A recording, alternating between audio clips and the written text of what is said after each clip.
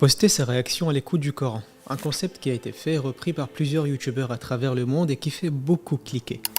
Il est alors logique pour une personne cherchant la viralité de ses vidéos de suivre cette tendance qui fait le buzz. Ce jeune youtubeur anglais a fait la même chose, il prend sa caméra et filme sa réaction à l'écoute du Coran. Un an plus tard, il annonce sa conversion à l'islam.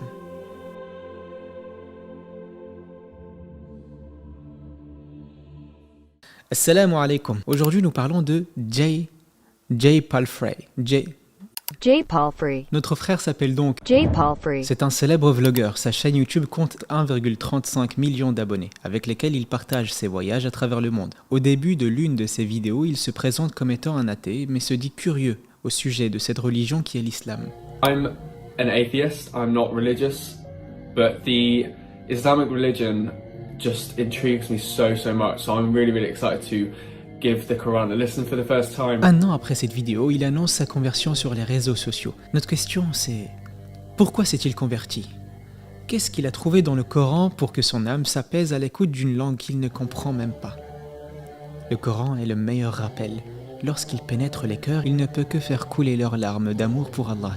Connaissez-vous l'histoire de ces hommes qui haïssaient le prophète? Connaissez-vous l'histoire de ces hommes qui haïssaient le prophète sallallahu alayhi wa sallam, mais ne pouvaient s'empêcher d'écouter, que dis-je, de savourer les magnifiques paroles émanant du Seigneur de l'univers. Al-Bayhaqi dans Ad-Dala'il ainsi que d'autres rapportent que Az-Zuhri a dit: Abu Jahl, Abu Sufyan et Al-Khannas ibn Shurayq, qui étaient des mécréants de Quraysh et qui désiraient ardemment la disparition de cet homme qui, du jour au lendemain, s'annonce comme prophète. Ces hommes ont vécu une situation très étrange. En effet, ils ne pouvaient s'empêcher de sortir la nuit pour écouter le messager d'Allah sallallahu alayhi wa sallam, pour écouter le Coran dans ses prières nocturnes. Chacun venait se cacher et se choisir un endroit à l'abri du regard des autres, mais chacun d'entre eux ignorait que les deux autres faisaient la même chose. Ils ont donc passé la nuit à savourer l'écoute du Coran jusqu'à l'aube. Cette parole qu'ils entendaient les retenait là.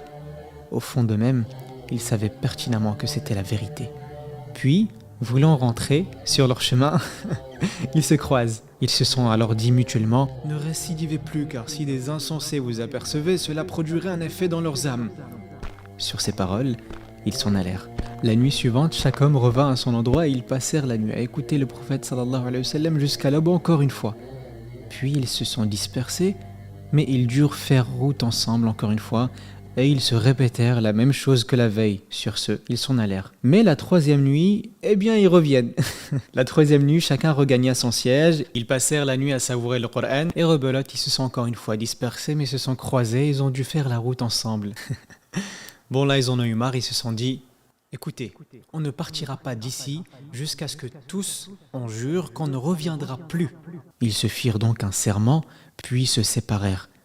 C'est ainsi que le Saint-Coran, ce message, ce miracle divin, attirait les polythéistes à l'écoute malgré leur hostilité envers le messager d'Allah sallallahu alayhi wa sallam. D'ailleurs, Abu Sufyan s'est finalement converti lors de la conquête de la Mecque. Il en est ainsi du livre divin. Il ne peut entrer dans un cœur sans le convaincre que c'est une parole de vérité. C'est le cas également du Négus, empereur d'Abyssinie. Lorsque celui-ci dit à Ja'far ibn Abi Talib: « Détiens-tu quelque chose de ce que le prophète a rapporté de la part de Dieu ?» « Oui, lui répondit Ja'far. Le Négus dit alors: « Récite-en pour moi. » Alors Ja'far lui récita le début de Surat Maryam.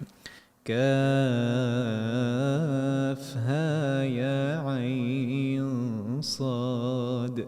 ذكر رحمة ربك عبده زكريا إذ نادى ربه نداء خفيا قال رب إني وهن العظم مني واشتعل الرأس شيبا.